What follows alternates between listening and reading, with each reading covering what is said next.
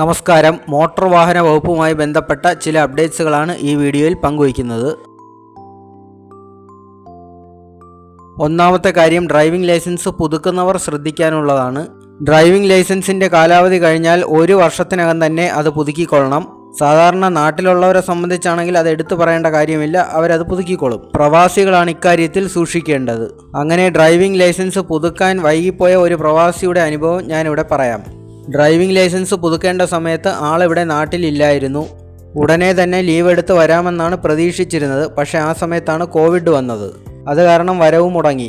അങ്ങനെ 1 വർഷത്തിന് ശേഷമാണ് പുതുക്കലിന് അപേക്ഷിച്ചത്. പക്ഷേ ആ സമയത്ത് മോട്ടോർ വാഹന വകുപ്പ് യാതൊരു എതിർപ്പും കൂടാതെ ആ ലൈസൻസ് പുതുക്കി കൊടുത്തു. പിന്നീട് ഇത് പ്ലാസ്റ്റിക് കാർഡിലേക്ക് മാറാനായിട്ട് അപേക്ഷ കൊടുത്തപ്പോഴാണ് പ്രശ്നമായത്. ലൈസൻസ് പുതുക്കാനുള്ള കാലാവധി കഴിഞ്ഞതിനാൽ ഈ പുതുക്കൽ അംഗീകരിക്കില്ലെന്നും റീടെസ്റ്റ് വേണമെന്നുമായി മോട്ടോർ വാഹന വകുപ്പ്. അങ്ങനെ നമ്മുടെ കഥാനായകൻ ഹൈക്കോടതിയെ സമീപിച്ചു. പക്ഷേ വിശദമായ വാദം കേൾക്കലിന് ശേഷം ഹൈക്കോടതി മോട്ടോർ വാഹന വകുപ്പിൻ്റെ വാദം അംഗീകരിക്കുകയാണ് ചെയ്തത്. ആള് ഡ്രൈവിംഗ് ടെസ്റ്റിന് വിധേയമാകണം എന്നതായിരുന്നു ഹൈക്കോടതിയുടെ വിധി. അതുകൊണ്ട് പ്രവാസികളെല്ലാം ഇക്കാര്യം പ്രത്യേകം ശ്രദ്ധിക്കണം. പിന്നെ മറ്റൊരു അപ്ഡേറ്റ് ഉള്ളത്, ഒരു ദിവസം പരമാവധി 50 പേർക്ക് മാത്രമേ ഡ്രൈവിംഗ് ടെസ്റ്റ് നടത്തുകയുള്ളൂ എന്നുള്ളതാണ്. ഇങ്ങനെയുള്ള ഒരു വിവാദ സർക്കുലർ നേരത്തെ പിൻവലിച്ചിരുന്നതാണ്. എന്നാൽ ഇപ്പോൾ ഒരു വാശി എന്നോളം വീണ്ടും അത് കൊണ്ടുവന്നിരിക്കുകയാണ്.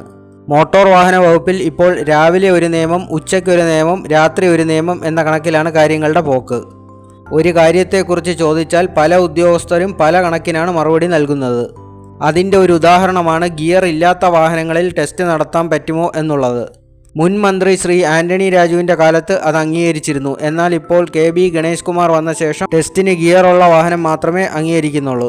പുതിയ രീതിയിലുള്ള ഡ്രൈവിംഗ് ടെസ്റ്റ് എങ്ങനെ നടപ്പിലാക്കും എന്ന കാര്യത്തിലും ആർക്കും ഒരു ധാരണയുമില്ല. ഇതിനിടയിൽ സിമൻറ്റ്, ഹോളോബ്രിക്സ്, പൂഴിമണ്ണ് എന്നിവ കൊണ്ടുപോകുന്ന വാഹനങ്ങളെ കൂടുതൽ പരിശോധിക്കാൻ തീരുമാനിച്ചിരിക്കുകയാണ്. സർക്കാർ സംബന്ധമായ ഏതൊരു കാര്യത്തിനും സർക്കുലർ ഇറക്കണമെന്നതാണ് നിയമം. എന്നാൽ ഇപ്പോഴെല്ലാം വാട്സാപ്പ് വഴിയാണ്. അതാവുമ്പോൾ കേസ് വരുമ്പോൾ ഉദ്യോഗസ്ഥർക്ക് നിഷേധിക്കാൻ എളുപ്പമാണ്. ഏതായാലും പുതിയ ഉഡായിപ്പുകൾക്കായി നമുക്ക് കാത്തിരിക്കാം. താങ്ക്